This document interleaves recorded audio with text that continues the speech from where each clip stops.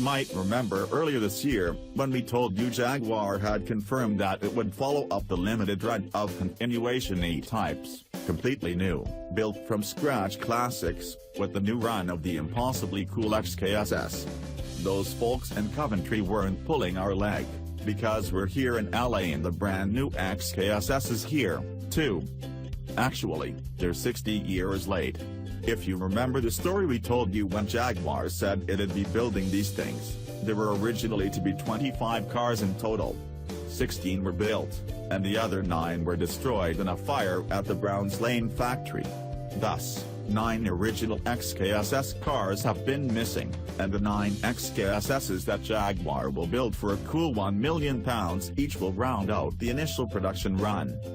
If you're not familiar with the XKSS, here's a little background.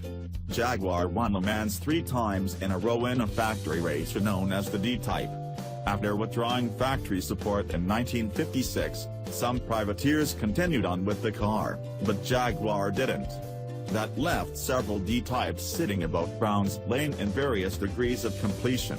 Sir William Lyons had them converted to road spec, which involved adding such niceties as a windshield and passenger door, but otherwise they were not far removed from the Le Mans winning cars they were based on. That meant that they were, to put it mildly, a lot of car for the street. The kind of person an XKSS appealed to was stylish and adventurous, and someone who craved speed. Someone like Steve McQueen, perhaps. His old XKSS is sitting in the Peterson Museum in LA, which not coincidentally is where Jaguar assembled us to see the wraps pulled off the new one.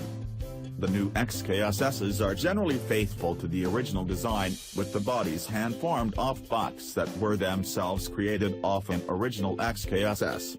The body is made out of exotic magnesium, an extremely lightweight metal which is often misunderstood to be extremely flammable.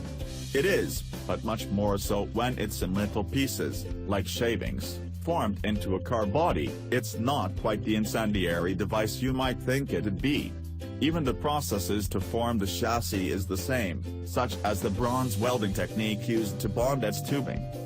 A few concessions to modern safety are fitted, however. There's a fuel cell, partly due to the additional safety it provides but also to better resist the harrowing effects of modern ethanol blend fuel. But the engine, down to the triple Weber DC03 carburetors, is as originally fitted. The engine isn't a reconditioned vintage unit, either.